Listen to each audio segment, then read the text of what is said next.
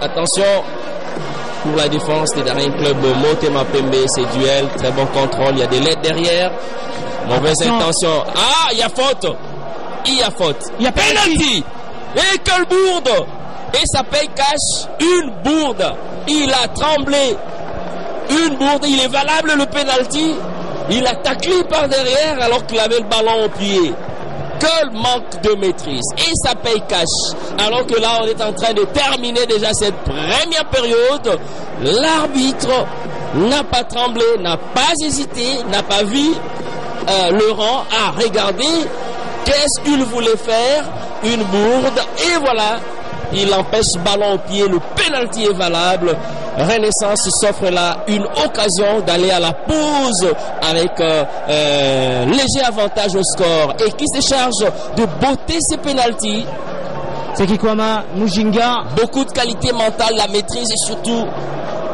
Et il est parti pour tenter de battre Barel Moukou. Ce sera peut-être le but de contre-pied parfait. Renaissance qui prend les déçus devant le Daring Club Motema Pembe 1-0 alors que l'on termine la première période. Belle attitude à regarder de ces joueurs de Daring Club Motema Pembe qui amènent tout de suite le ballon dans le rang central. C'est pour montrer qu'est-ce qui s'est passé derrière là-bas. Il y a un joueur au sol. Il y a un joueur de Renaissance au sol. Ah oui, c'est plutôt... ça manque de sportivité. C'est la correction. La correction... À regarder.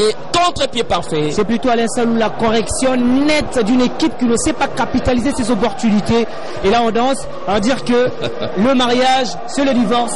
Il n'y a plus de mariage. 1-0 sur penalty transformé.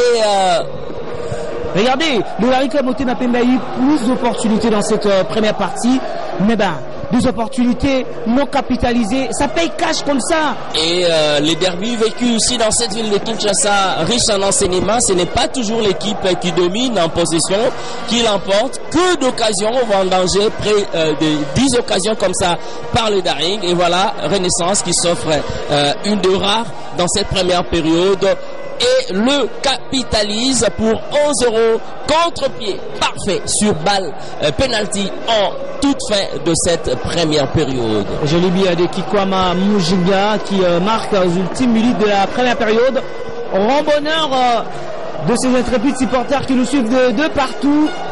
Daring Club Motema Pembe va pratiquement regretter ces occasions et les morales qui s'entament dans cette rencontre. On commence à regretter en tout cas les opportunités offertes par sa domination côté Daring Club Motema Pembe. Et c'est Kimwachi qui s'est retrouvé pris à défaut par dans ses cafouillages, et ça a échappé totalement à l'arbitre. Il doit avoir reçu des coups, je l'espère. Oula, c'est anti-sportif, c'est des choses malheureusement qui arrivent en football.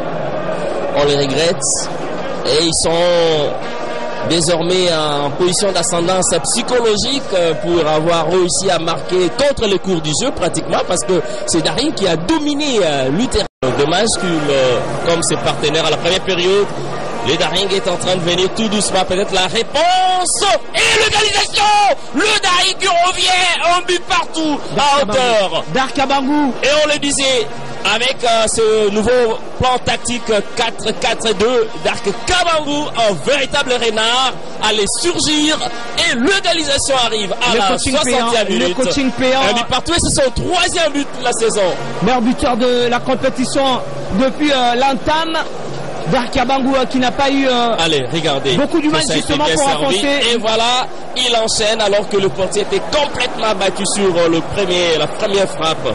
Darkabangou qui surgit pour ramener les compteurs à égalité ici au stade. Et c'est justement grâce à une technique raffinée, une classe naturelle qui force l'admiration de ces deux jeunes, Christian Soundi et Karim Kimvoudi, qui n'a pas tergiversé pour se mixer dans la surface de réparation, la jolie passe, et Darkabangou qui n'a pas eu du mal simplement pour enfoncer le cuir au fond de filet, et ça fait donc nouveau changement côté Renaissance du Congo. C'est donc le dossard numéro 9, c'est Mbaya qui va prendre la place. Allez regarder, on revient et voilà l'enchaînement et la tentative de retourner de défenseur pour sauver le meuble. Le premier contrôle Bangou qui prend le ballon pour chercher un 4e but personnel. 4 sorties, s'il réussit un 4e but, il aura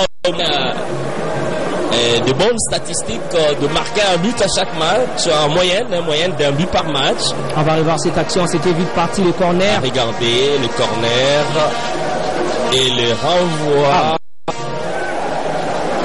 Il y a un contrôle de Nzulu Mafwana au passage, c'était vite la frappe de Likou Talwezi. Effectivement, la main a empêché au ballon de poursuivre sa trajectoire pour aller mourir dans le fond de filet. Donc, tout à fait intéressant pour les derniers. Moukoumi Serge, il m'a rappelé la grande finale de la phase des groupes à la Coupe du Congo. Va-t-il marquer Darka Bangou qui va tenter? Et voilà l'arrêt, la reprise et le but. Oula, la défense ne pas venir à la rescousse du portier qui pourtant a réalisé l'arrêt de Sisyphe Moukoumi, trahi par sa défense. Le but il est valable, monsieur, ça sert pas. Le ballon est dans le jeu. Le ballon est resté dans le jeu, c'est tout à fait valable. Qu'est-ce qui s'est passé?